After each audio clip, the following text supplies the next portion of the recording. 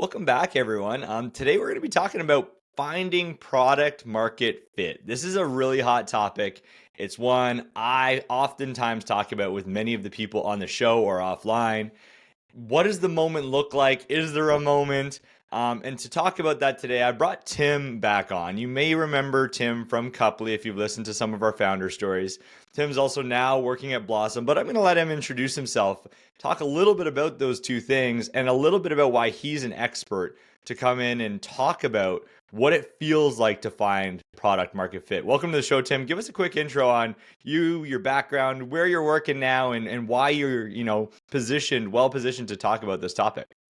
Thank you, Mike. It is amazing to be back. My background is I had a 10-year career in the nonprofit space in the Red Cross, and then I moved across to technology. And so I worked at an app called Wattpad. Wattpad, if you haven't heard of it, is the app for readers and writers. I worked with them for around 6 years and was very lucky to go through the experience of them from being employee number 99 to the company getting acquired for $753 million, which was a huge success. After that, I built my own app called Couply, which is an app for couples. We scaled that somewhat successfully. We had a lot of downloads, had a lot of interest, but we couldn't quite nail product market fit in the runway that we had. And I hope we're going to get into that because lots of lessons that we've learned there. And as I had the opportunity to move Couply, not shut it down because it was doing well, because we had a semblance of product market fit, but move it to a side project. With this extra time I had, I was back in the market. I was already friends with some of my fellow consumer app founders in Canada. And one of them, Maxwell Nicholson, as I was talking him through this sort of dilemma I was having, he said, "Hey, would love you to come and run sales at Blossom." My experience was in brand partnerships. I was a director of brand partnerships for Wattpad, and now I'm head of brand partnerships for Blossom, which is the app for investors. And Blossom helps it's a social community for investors. It gives investors education and powerful portfolio tools to understand their investments. And it's an awesome app that has true product market fit, and we're riding that wave now. That's cool. I love the contrast of those things and also the brave leap. Like I have not talked to many people that have done that. And I think it's a balance of there's the moment of questioning or the pivoting. Yeah. And you said you had, what was a resemblance of product market fit, Yeah. but it probably made sense to transition how you were thinking about that business, and you're going and getting rich learning experience in something that you are saying now is closer to or has product market fit. So maybe let's start there, which is what does product market fit truly mean, and why is it so critical for startups to think about it? The true definition of product market fit is that you've built the right product to solve a customer's needs. But in that sentence, it doesn't really give you the actionable things that give you the true signs. The other thing that people often say is that there's the rule of 40%, where if 40% of people say they'd be really disappointed not to have your product, that's something too. But again, I want to talk a little bit more about just the feelings that you'll feel as a founder and the things that you'll see as a founder if you know that you have true product market fit. Because I think those things are the signals that we're often missing. And I'm talking mostly to my consumer founders here, because that's my experience, and I don't know as much about SaaS and the other markets. But for consumer, I can talk about some of the very interesting things that you'll see and feel that will tell you you've got it, and perhaps it will display across. But I'm going to go through them now, Mike. Is that cool? Yeah, I think we should talk about that. And honestly, we'll talk about things that maybe I've even seen in the B2B world, but I'm sure a lot of it is so similar in some regard. It might just be different customers or different signs, but I'm sure there's a lot of similarities. So yeah, let's talk about those. I think the first thing is going to be very, very specific to consumer, because it's this. It is people doing strange things. Okay, what does that mean? What does that mean? That is very, very broad. Yeah. Here's an example. If it was 2013 and we saw a group of teenagers line up against a wall and start lip syncing and doing a dance in front of a phone, we'd probably think it was a little strange. Yeah. But now in 2024, what do we think of? TikTok. We think TikTok, right? Yep. That is a sign of product market fit. When you have people doing strange things, that means that product is speaking to people and really like changing the way they do. Pokemon Go is another example of people doing Yeah. strange things, right? For Wattpad, people doing strange things meant young people under the ages of 18 writing 5, 10 books. One of my friends, who is now a founder now, who you should totally have on the show, Yeah. Asia Toe, had written 10 novels by the age of 18. 10 full-size novels. If that is an example of people doing strange things, I Yeah. don't know what is. Another example on the Blossom app, we're seeing these community of investors saving up amazing sums of money, becoming experts in the markets, in investing, and ways that they can increase their personal wealth. Matt Schoss saved $100,000 by the time he was 21 through side hustles, through investing, and letting the market do its thing. This is another amazing example of people doing strange things.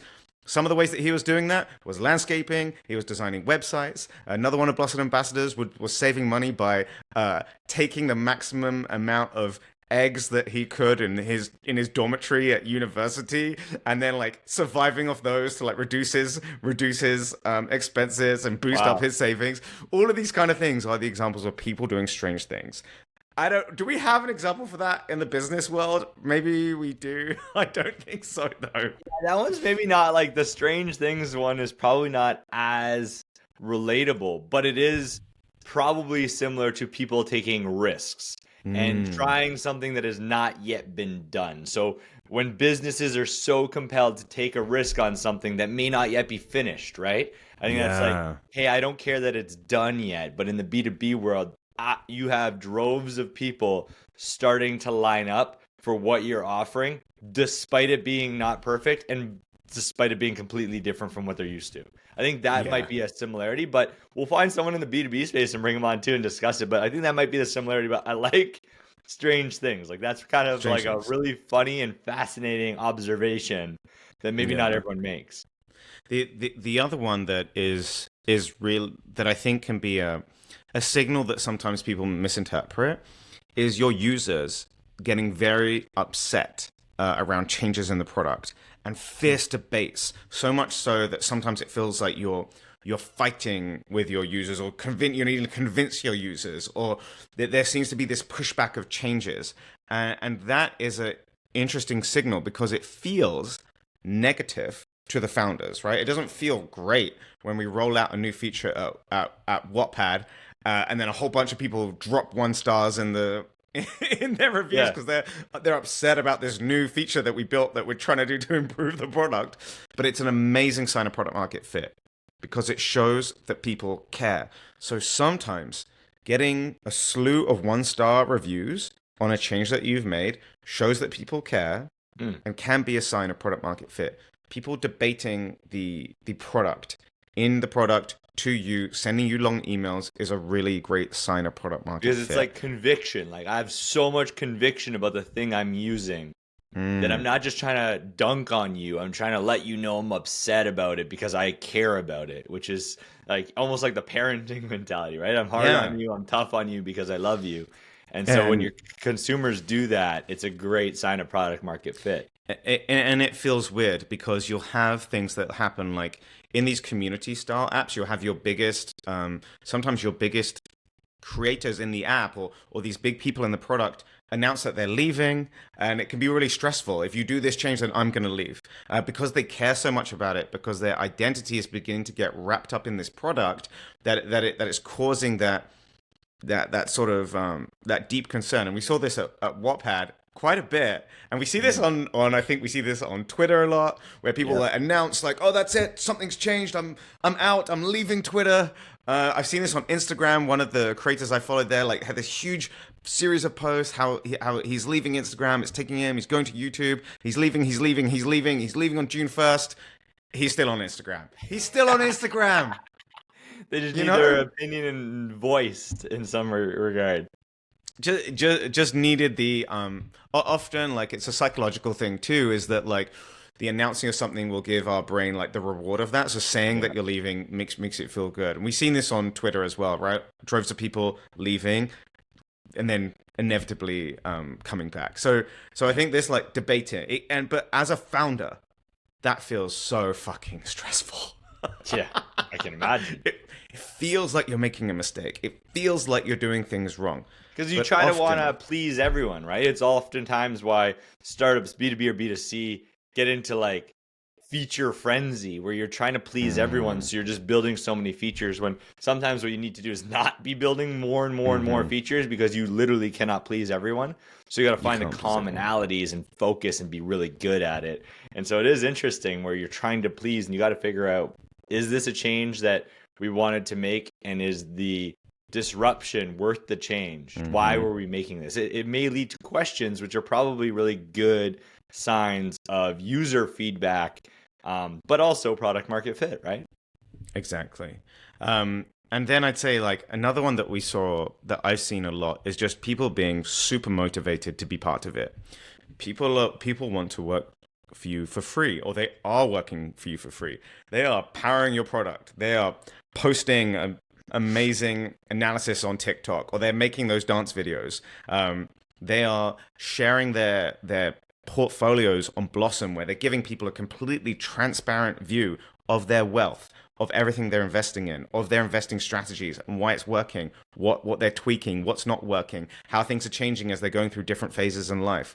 In Wattpad, they're publishing book after book after book. These are year projects. So I got working at Wattpad because I was an author and a user of the platform, right? So I've also been a hardcore power user of a platform, became an influencer on the Wattpad platform, published my book that I've worked on for 6 years on the platform, chapter by chapter, building an audience. I put probably 10,000 hours or more into just being on Wattpad. Just thousands and thousands of hours. And so that investment in your product by your users is a massive sign. Not just that, but I remember when I was an author on Wattpad, just being obsessed with the company. I had like Google alerts for the company. I just remember thinking it was so fascinating that this thing existed. I remember looking at the staff pages when I was doing university fundraising. And I remember just looking at the staff pages thinking like, wow, these people are so cool. It must be so cool to work there, you know? Yeah. And you go to the Blossom meetups, people see some of the members of staff and they're like, hey, can I have a photo with you? Oh, That is wow. the, that Like is, that celebrity status a little bit. Exactly. These are huge signs that you've got something when the community, when your users are so passionate about the product that they want to meet you, they want a photo with you, they want to understand how it works, they're excited about it. Again, I do we have like I'm trying to think of I'm sure we do have these great products that we use in business that It's probably not as amplified. What I'm hearing almost is like the amplification, but like a user testimonial or a customer yeah, story would be the B2B. yeah, Like, I used an early product, even though it's not yeah, perfect. I'm willing to put my large yeah, organization's reputation on the line by telling yeah, people how good this was and yeah, declaring it despite potentially sharing a competitive advantage. I think that might be similar, but it's yeah. cool to like see how these things come together. What I'm also hearing, and people should probably be aware of, it's not when you start making your first like 10 customers Mm. that you didn't know paying you money. Like, that's probably not product market fit. That's like curiosity. That's Because you can lose curiosity. them. There's no momentum, there's no snowball yet. Yeah, and this is where I think it's important to talk about partial product market fit, right? Yeah, And I let's talk see about that. it, and so many companies get into this tricky phase.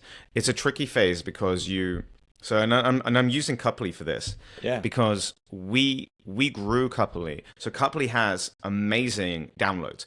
People have a big problem. And I know I said it quickly, but Couply, an app that helps you prove their relationships. Relationships are really tough.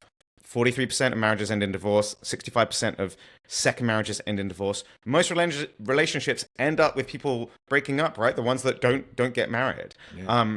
And it's very painful. It's some of the most painful and important moments of our lives. Like, this is everything that we're defined by. So there's a huge problem here. So people download Couply, right?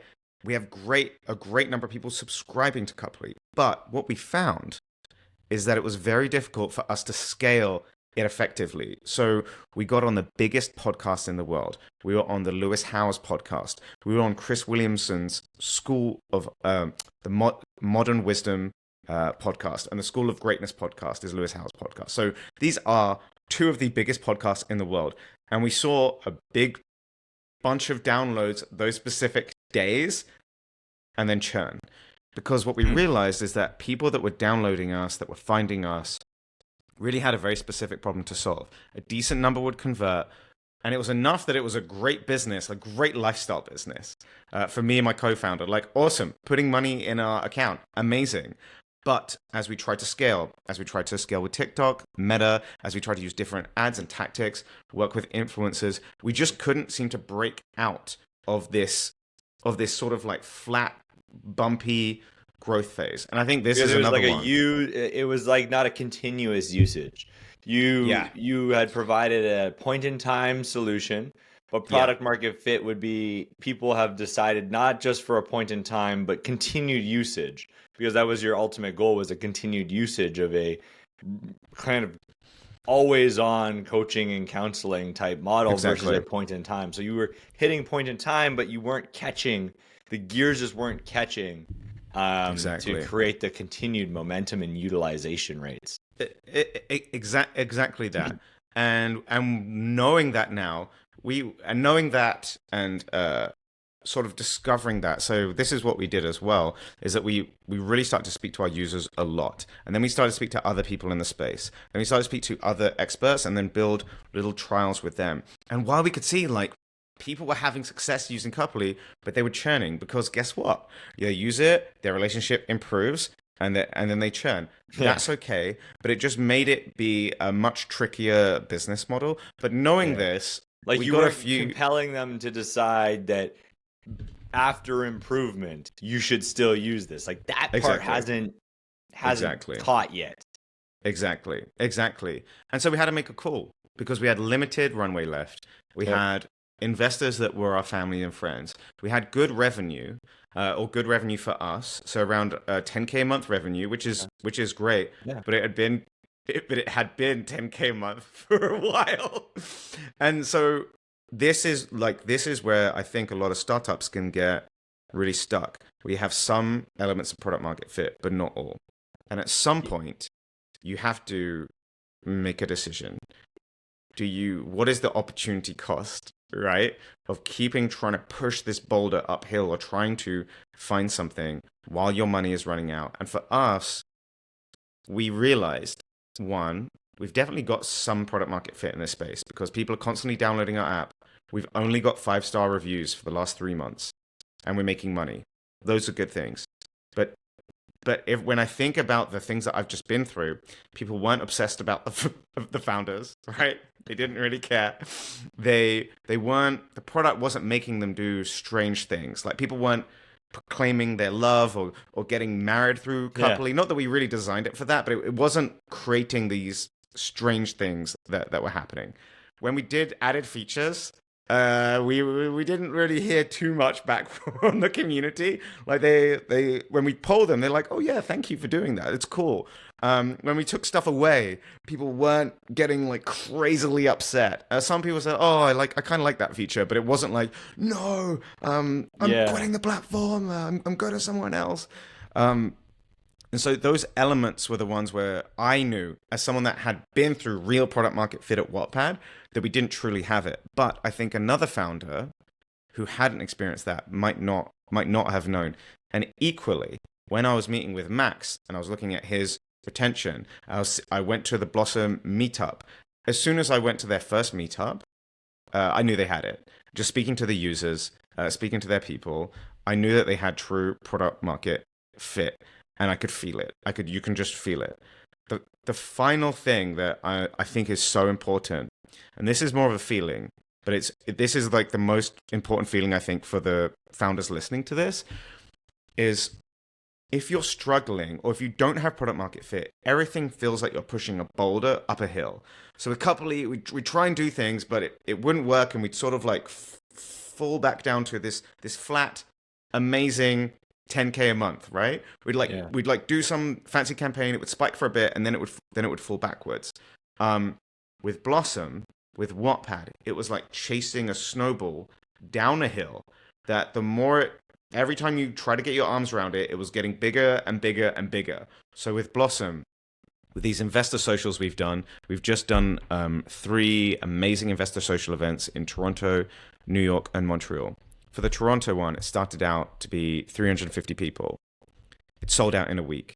And the team said, okay, double it. We then went from the Rec Room to Stacked Market in Toronto and did a huge outdoor conference, festival-style conference for investors. Had 750 people come out. Wow. That is the feeling when things are getting bigger and bigger and bigger because you have that momentum that's sort of going and you're just trying to get your arms around it. I think that's such an important feeling of product market fit. Can you talk to me? I think in both of those things, something you brought up, which is like to get to product market fit is Yeah. not coincidental. It's not you just tinkering away. A big piece of that was like figuring out how to get very good feedback cycles from your consumers. And I think that's a tricky one, right? Because there's the thing we talked about earlier, which is just build every feature for everyone to keep everyone happy. And I think you can get to product market fit by that versus how do you shape your strategy based on aggregated consumer feedback. Can Yeah. you tell me, maybe you have a perspective, maybe this isn't, but like, Yeah, is I there do. something that you were doing at Couply to try to get that, or maybe it Yeah. was or wasn't working, or is there something within Blossom Social that helped them get this, or at Wattpad to find a way to create customer feedback loops that defined a product that could gain Yeah. product market fit faster? Yeah. Yeah. And I think I'm so pleased I did this because at Couply, here's what led to me like really understanding this very deeply. One, I put my WhatsApp in as the support line for Couply. So if you wanted like if you press chat on support, it goes straight to my WhatsApp. This was amazing. So I immediately knew any new bugs and could fix them right away. And the second thing, I'm a very chatty person anyway. It's like the least technical solution. And so I chat with people on WhatsApp and be like, hey, by the way, I'm the founder. Do you have a second? I'd love just to like have a quick chat with you about generally how this is going. And to be honest, most people said, sure. I've never had like a support person try and call me. Normally it's the I opposite wish where a you're support waiting. person would just pick up the phone most of the Yeah, time. exactly. And so then I'd have a little chat with them. I'd save their name in my contacts as like so and so coupley, and then I'd fix the problem or whatever it was. Sometimes it was just like very small, simple things, and then I'd leave it a few months, and then I'd go back to them and say, "Hey, it's Tim again. Just wanted to check in. Are you free for a very quick chat? I just want to hear it. I just want to hear like your thoughts on after using the app for a little while." And that's when I started to hear our sort of quadruple retention issue, which is the thing that we need to figure out. And Couply is probably a few pivots away from being very, very exciting. But every couples app has this same issue. And this is what it is. It's one, if both users like the product and it helps their relationship, then they churn. So I was speaking to users and I was like, hey, how's your experience on Couply? Oh my God, it was amazing. It changed our relationship. Awesome. Are you still using it? No. No, we're not using it. Why? Oh, because it's already helped us. We're good. Like, thank you. It was worth every penny. Amazing. 10 out of 10, 5-star review, not using the product anymore. Fuck. Two, I really liked it, but my partner didn't. And so because Couply is dependent on you and your partner using it, all couple apps really are. It's like a Then weird version of a double-sided marketplace issue because you have two consumers that need to work together. Instead of a double-sided marketplace, you have like a doubled user type scenario. exactly. That's very That's interesting, it. actually. That's it. And while it worked on the benefit, where if one person downloaded it, then they kind of would get their partner, and it also works on the opposite. Yeah. And so it's given us some like interesting food for thought about features that will roll out later in the year and like other things to keep things fresh in the relationship. But I was able to very quickly understand like, oh gosh, we have this big churn issue. Now, we look on this on the other side when I'm working at Wattpad. Reading is already a very big human habit. We're all into it. So Wattpad was cashing in on both readers who already love to read, fandom, because people love to read around things that they're a fan of. This might be One Direction or BTS. It might be Game of Thrones or Harry Potter, but people love creative stories. So people just love stories. And then finally, a crazy fact: 1 in 1,000 books get published. So most authors will never be published, and their book will just sit in their hard drive doing absolutely nothing. So why not put it on Wattpad and build an audience, and who knows what's going to happen? The third and the final thing is that writing is quite a lonely venture. And so when you're on Wattpad, you meet authors and make friends with your readers, and it's just an amazing place to get feedback on your book. So all of those things really built into what gave that product market fit. And on Blossom, it's kind of similar because investing is confusing. There's a ton of acronyms that have been designed by the financial system to make you go to an advisor versus looking after your money yourself. And so Blossom helps break down all those barriers, make investing easy for everyone, builds a community of investors so that other people who care about personal finance and being wealthy and changing your life through investing, all of that can be accessed in the product. And then the portfolio makes it really simple to look at your money. And so I knew as I downloaded Blossom, as I linked my account, I was getting daily updates and insights on my portfolio, on the stocks and ETFs that I held that I wasn't getting through Questio, through Wealthsimple. So it made sense for me to just check Blossom first. It just became the easier place for me to go. And as I started to check it regularly, and it became a habit for me, because it's interesting to see where your money's going, and when you're making dividends or your portfolio is going up or down, it just builds that natural habit in which we care about our wealth. So these are some of the things that I saw on those two products that kind of speak to that. So that might bring us to an interesting piece. I want to talk maybe about pivots and KPIs, but maybe let's talk about pivots first, which is it's a very hard thing to decide when is the wall, I think. I don't know if that's the right word, but like when have you pushed, because you do have to push. You don't get to a snowball right away. No business is just a snowball. You have to push the boulder. Is there a timeline? Is there like I don't think there's a perfect answer, but do you have a perspective on like when is the moment when you should consider that pivot? Yeah. And when have you pushed too hard, and when are you just being stubborn? And you do need a bit of stubbornness to be a founder, right? Like that's why it's so hard. It's so hard because the best elements of your personality start to work against you, right? Like you can be so stubborn, and because the survivor stories of foundership are very misleading too, because we read about the story of the person that sold their car, they sold their house, they moved into their mum's basement, right? They risked it all. They were told no a million times. The door slammed in their face. It's not going to work, and then it did. It's not going to work, and then one yes. Then the one yes leads to everything. And I think because of that, founders can sometimes miscrew that to be the journey. Oh, and I've met founders that are like, first thing I did, sold my car, sold my house, moved into my mum's basement, went all in on my app for reading QR codes and labels, right? And it's not that. That is not the journey. Like, please don't do that. There is no need to destroy your life to build your startup. Keep your full-time job for as long as you freaking can, right? Yeah. Like work on it on the side, try and validate an idea, build a web page and buy some Google ads and see what the CTR is. Is it a healthy click-through rate? Are people interested? Are they signing up to see the advance mailing list on your idea? We did this with Couply for the first 4 months. Couply was just a web page with Google ads that said, hey, we're building this advanced app for couples. Here are the features. Put your email in, and if you're interested, had 1,500 emails, right? Like we knew that there was a problem here that people were maybe interested in. There's lots of ways that you can test and validate your ideas without going all in and without maybe like ruining your life. And so how to call it, I think it's up to each founder, but are you feeling the signals? Are you making sales? Are your customers retained, right? Can we clearly see like, okay, all of these customers have stayed with us, or these customers churned because they all needed this one problem for me to solve, right, in the product, or they churned because I didn't have X feature. Now I've built X feature, they've come back, right? Like there is some sort of line to success, or we're seeing growth. Downloads keep increasing. We keep having people both download the app and stay with us. But eventually, and then how's our runway? Can we actually maintain this, right? Yeah.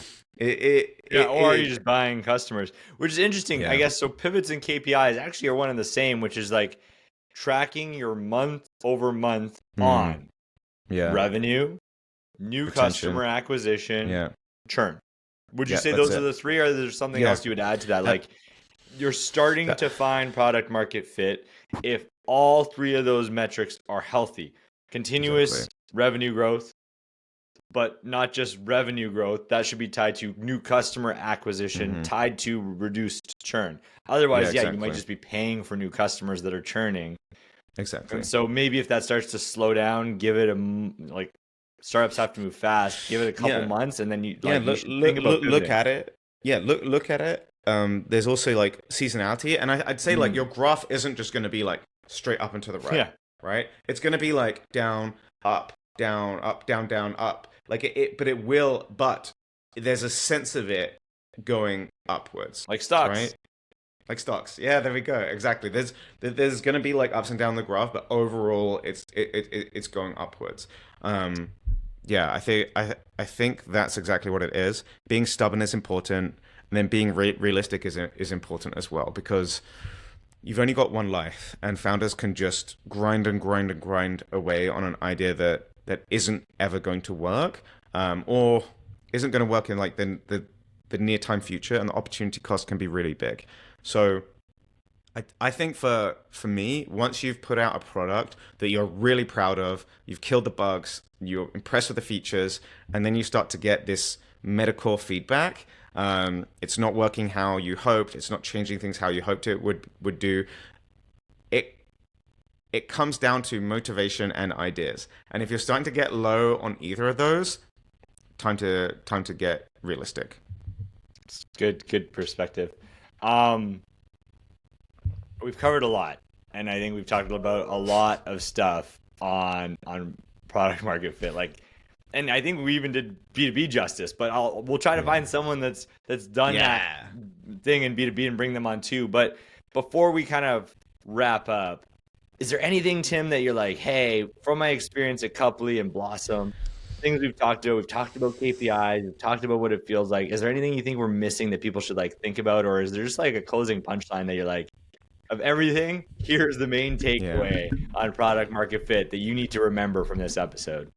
I think the biggest thing is like find some fellow founders, or yeah, find some fellow founders that are ideally building something in the similar kind of vertical to you, like where it's something where you have you have a similar business model or space, and just be really fucking vulnerable, no bullshit. Get the laptops together, look at their retention, look at your retention, like look at each other's products. And if Mm. you can find someone that's that one step ahead that seems to be catching it, just like have a look.